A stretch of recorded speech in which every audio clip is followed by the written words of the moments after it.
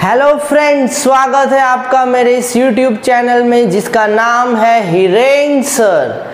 आज हम डिस्कस करने वाले हैं एक फुल फ्लेज सम जिसमें सबसे पहले हम ट्रांजैक्शन को रीड करेंगे और उसके सल्यूशन में हम लिखेंगे अकाउंट्स, उसके बाद नेचर ऑफ अकाउंट, उसके बाद डेबिट और क्रेडिट का अमाउंट और लास्ट में उसके गोल्डन रूल्स।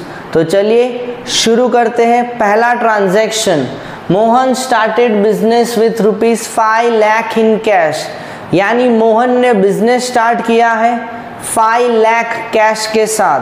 तो इसमें स्टार्टेड बिजनेस आया तो एक अकाउंट तो होगा कैपिटल, क्योंकि मैंने पहले भी बताया था। दूसरा नाम आपको पहले से मेंशन है क्वेश्चन में, कैश। तो अकाउंट्स कौन से इन्वॉल्व होते हैं, एक कैश, दूसरा कैपिटल। अभी उसका नेचर लिखना है। कैश इज एन एसेट तो real account, capital is a liability. किसकी लायबिलिटी? बिजनेस की लायबिलिटी टुवर्ड्स द ओनर, यानी पर्सनल अकाउंट। अमाउंट में आप लिख देना 5 lakhs। गोल्डन रूल के रीजन में क्या लिखोगे? Cash comes in and who is the giver? Yes, Mohan, या तो ओनर इज द गिवर। तो पहला सॉल्यूशन मैं आपको प्रेजेंट करता हूँ। Cash capital, cash real, capital personal, 5 lakhs, cash comes in, Mohan या owner is the giver. Next, purchase goods for ₹1 lakh in cash. हमने गुड्स परचेज किए हैं तो एक अकाउंट तो होगा परचेज, दूसरा होगा लिखा हुआ ये कैश। परचेज क्या है? परचेज एक एक्सपेंस है, एक्सपेंस से नॉमिनल अकाउंट। कैश तो सेम है, वापस कैश एक एसेट है, रियल अकाउंट। अभी गोल्डन रूल में क्या लिखेंगे? परचेज एक एक्सपेंस है तो वही रीजन हम लिख देंगे। यहाँ पे कैश गोज आउट, क्योंकि अगर हम गुड्स परचेज करते हैं तो हमें कैश देना पड़ेगा।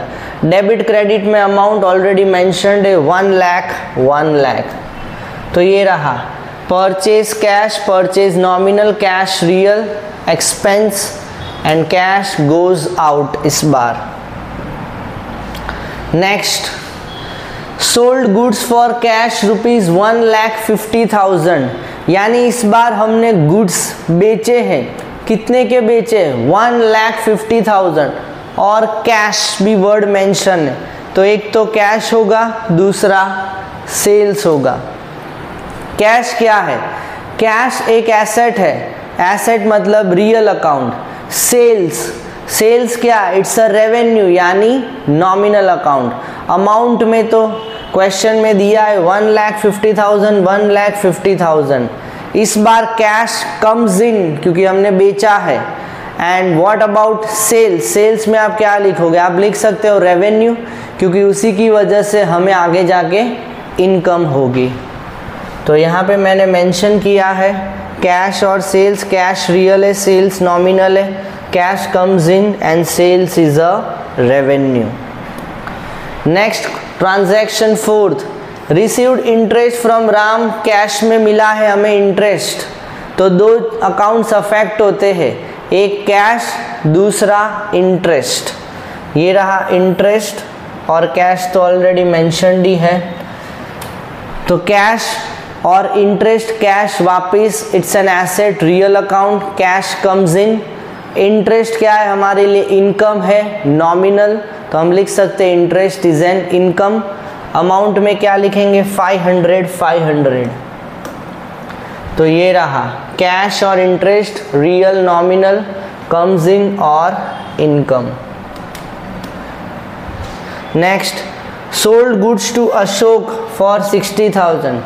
यहाँ पे हमने गुड्स सेल की है अशोक को, पर कैश या बैंक तो है ही नहीं। इसका मतलब this is a credit transaction, ये उधार का ट्रांजैक्शन है। इसमें कैश या बैंक में पैसे आएंगे पर फ्यूचर में। तो हमें क्रेडिट ट्रांजैक्शन में पार्टी का नाम याद रखना पड़ेगा। एक अशोक अकाउंट अफेक्ट होगा, दूसरा सेल्स।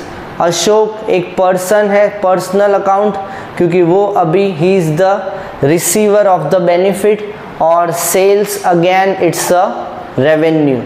और अशोक में आप लिख सकते हो जो मैंने अभी बताया पर्सनल अकाउंट, और सेल्स में आप मेंशन करोगे it's a revenue.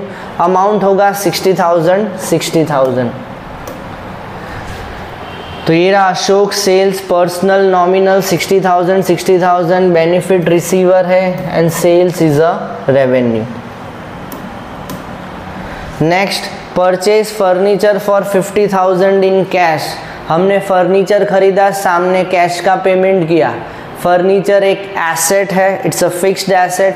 Real account, cash भी एसेट है, तो cash goes out, furniture comes in.